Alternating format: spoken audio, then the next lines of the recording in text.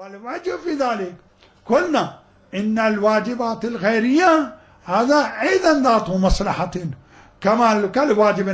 كالواجبات النفسية، والفرق بينهما إن الواجب النفسي مصلحتها نابعة من نفس الذات، بخلاف الواجبات الخيرية فإن مصلحتها نابعة عن كونها مقدمة من حيثية تعليلية، يعني من جهة حيثية المقدمية، لهذا أوجبت المصلحة فيه.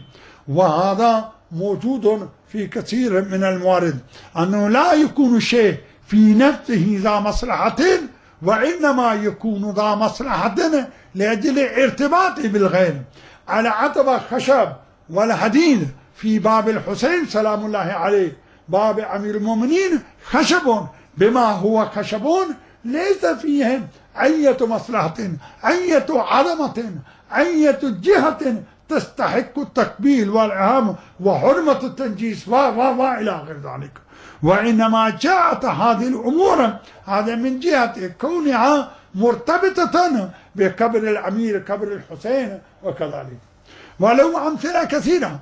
هذا مثلا السلام عليك يا أبا عبد الله، السلام عليك يا ابن رسول الله، يا ابن أمير المؤمنين، يا ابن فاطمة الزهراء، يا حسين الشيخ. كلمة الحسين تدل على ذات المقدسة باعتبار علم هذا، وهذا بذات عظمته عظمة ذاته يستحق التحية والسلام والاحترام.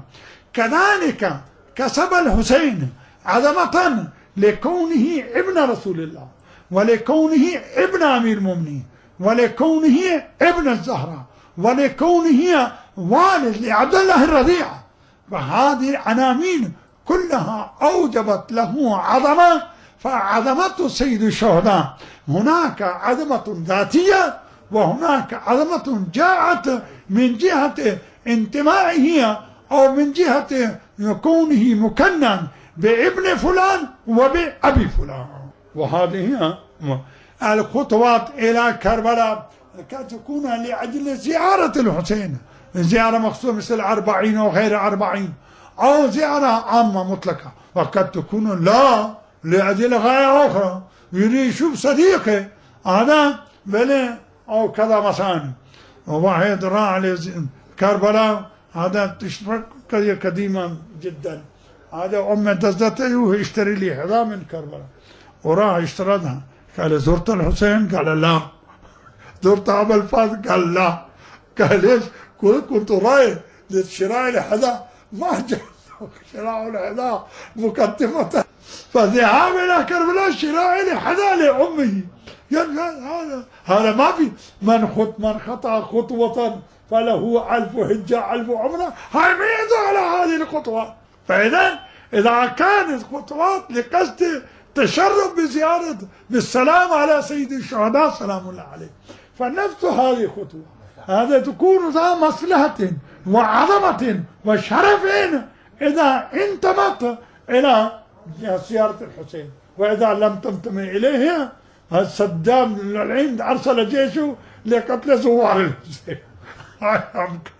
أمكن خطواتهم إلى كربلاء، فهذه الخطوات كانت لعينة، وخطوة زائر الحسين خطوة. فالنتيجة هذا كذلك قلنا هذا فيها لعن الله زياد وابن مرجع وابن زياد هذا بل كذا وكذا وبعد الله هذا اسمنا، هذا كل منهما يستحق اللعن لذات. وكذلك وبعد الله لعين يستحق اللعن لأنه ابن مرجع، لأنه ابن زياد. فها كما يكتسب الإنسان الشرف والعظمة بالانتماء إلى أحد، كذلك يكتسب والعياذ بالله الخسة والحقارة هذا وأنا بعد إلهية بهذه العناوين. فإذا